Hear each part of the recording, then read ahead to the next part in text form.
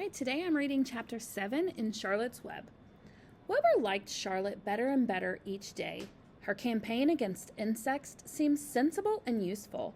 Hardly anybody around the farm had a good word to say for a fly. Flies spent their time pestering others. The cows hated them, the horses detested them, the sheep loathed them. Mr. and Mrs. Zuckerman were always complaining about them and putting up screens. Wilbur admired the way Charlotte managed. He was particularly glad that she always put her victim to sleep before eating it. "It's real thoughtful of you to do that, Charlotte," he said. "Yes," she replied in her sweet musical voice. "I always give them an anesthetic so they won't feel pain. It's a little service I throw in." As the days went by, Wilbur grew and grew.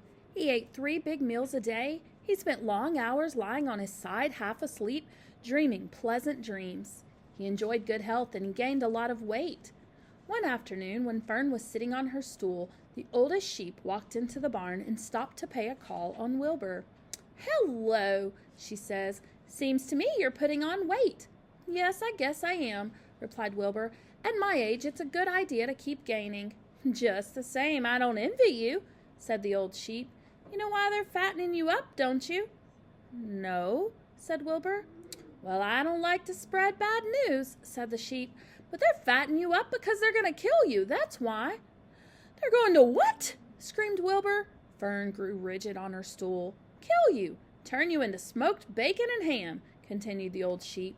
"Almost all young pigs get murdered by the farmer as soon as the real cold weather sets in. There's a regular conspiracy around here to kill you at Christmas time. Everybody's in on the plot. Lurvy, Zuckerman, even John Arable." "Mr. Arable?" sobbed Wilbur. "Fern's father?" "Certainly. When a pig is to be butchered, everybody helps. I'm an old sheep, and I see the same thing, same old business, year after year. Arable arrives with his .22, shoots the—" "Stop!" screamed Wilbur. "I don't want to die. Save me, somebody, save me!" Fern was just about to jump up when a voice was heard. "Be quiet, Wilbur," said Charlotte, who had been listening to this awful conversation. "I can't be quiet," screamed Wilbur, racing up and down. "I don't want to be killed. I don't want to die. Is it true what the old sheep says, Charlotte?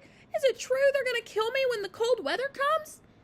"Well," said the spider, plucking thoughtfully at her web, "the old sheep has been around this barn a long time. She's seen many a spring pig come and go. If she says they plan to kill you, I'm sure it's true.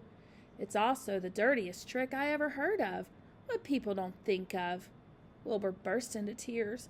"I don't want to die," he moaned. "I want to stay alive right here in my comfortable manure pile with my friends. I want to breathe the beautiful air and lie in the beautiful sun." "You're certainly making a beautiful noise," snapped the old sheep. "I don't want to die," screamed Wilbur, throwing himself to the ground. "You shall not die," said Charlotte briskly. "What? Really?" cried Wilbur. "Who's going to save me?" "I am," said Charlotte. "How?" asked Wilbur. "That remains to be seen, but I'm going to save you, and I want you to quiet down immediately. You're carrying on in a childish way. Stop your crying. I can't stand hysterics."